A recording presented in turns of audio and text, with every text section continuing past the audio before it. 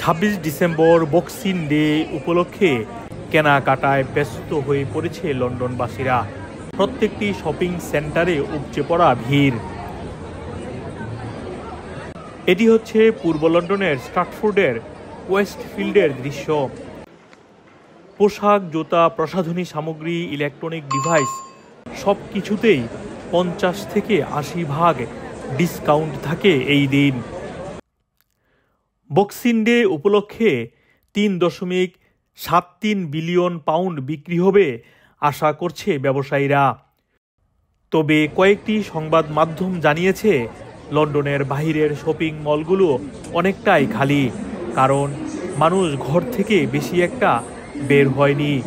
এছাড়াও করোনা ভাইরাসের পর থেকে মানুষ অনলাইনে কেনাকাটায় অভ্যস্ত হয়ে পড়ার কারণ হিসেবেও উল্লেখ করা হয়েছে। মোহাম্মদ আব্দুল হান্নান, 2A নিউজ, যুক্তরাজ্য।